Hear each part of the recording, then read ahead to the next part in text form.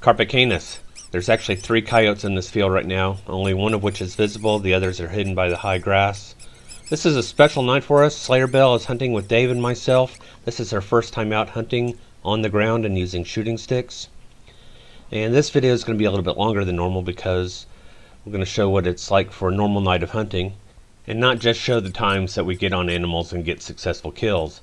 We came into this field looking for some hogs, but instead spied this coyote on some hay bales. Now SlayerBeall's never shot a coyote before, so we decided to let her be the designated shooter with Dave and I as backups. Dave and SlayerBeall are set up about 10 feet off to my right. As they're getting set up, I start calling to the coyote, and it hops down from the hay bales, and I lose it here in the higher grass.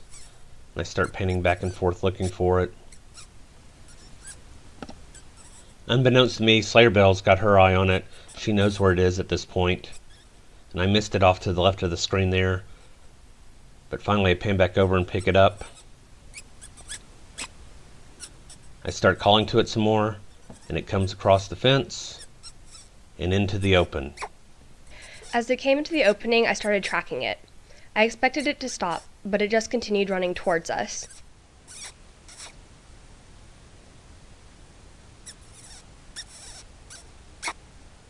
Around this time, I started getting very nervous because I'd never been this close to a coyote before.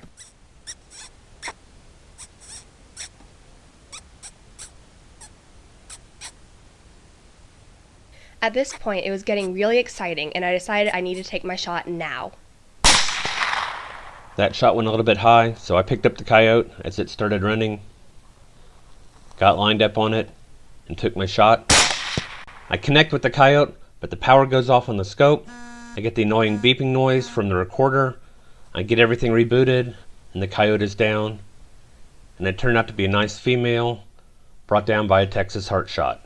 At this point we're on foot, we're checking a series of fields, and in the very next field we get on this coyote. We tried lip squeaking to it for a while, but eventually it took off on us. And on the way back to the truck, spied this coyote cruising along out in the field. We tried lip squeaking to it, it never showed any interest, and just kept on going. In Carpe Sus, we saw our first hogs of the evening in the field next to us.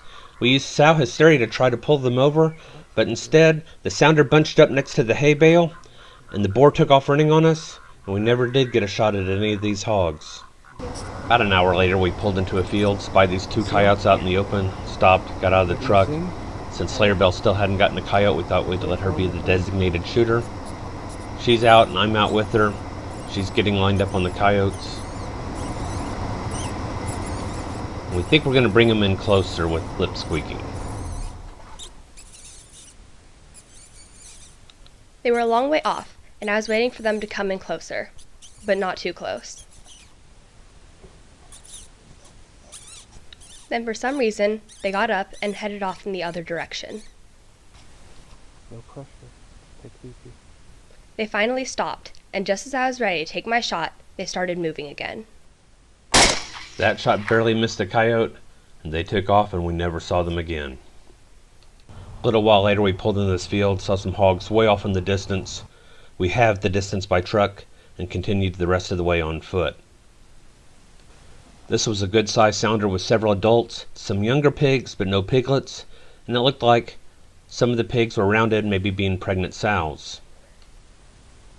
We initially set up here, but the hogs were too close to the horizon, so we had to move to higher ground. And this brought us closer to the hogs. Here we're set up in the new spot. I'm going to zoom in a little bit more, but as you can see, the hogs are now well below the horizon. I'm going to let the video continue to fast forward until we're ready to shoot. Now we're ready, and Dave's going to count us down. 3, 2, 1. That shot went a little low, and I'm now getting my first experience trying to shoot running hogs. Then like a boss, I shoot this one right in the head. Good shot. Keep going to the right. But on the next few shots, the hogs were much more fortunate.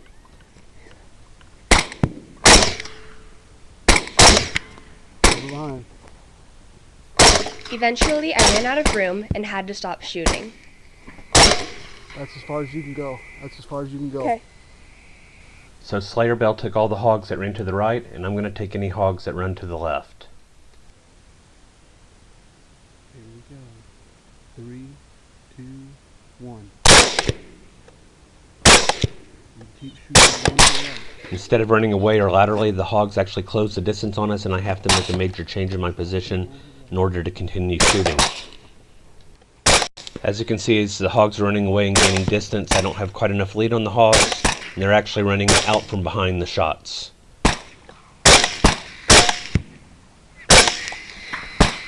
as far as you can go. That's as far as you can go. This next hog is a good example. I put the pipper right on his nose, pulled the trigger, and with the speed he's moving, the shot ended up behind him before I let him enough and dropped him.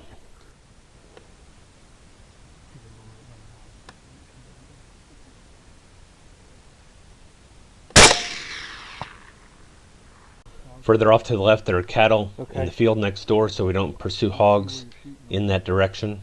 And any hogs that make it into that next field are safe. Dave spies a hog getting up, points him out to me. This is the only boar that we shot this evening. 2 more shots and I think he should be down for good. Oh, one running across in front of you, Ryan. Dave points out another hog running. Oh, he's way the hell out there. It's not that one, but this one. Oh. I go back to the boar and he's still upright, so I put 2 more shots into him. Changing mags. And he's done. Optics provided by Third Coast Thermal. We netted 4 adults and 2 shotes. The largest being SlayerBeall's with a headshot at 210 pounds, the smallest adult being 180, and the shotes being about 40 pounds apiece, giving us a conservative estimate of over 850 pounds for the night. And as an added bonus, 3 of the sows were pregnant.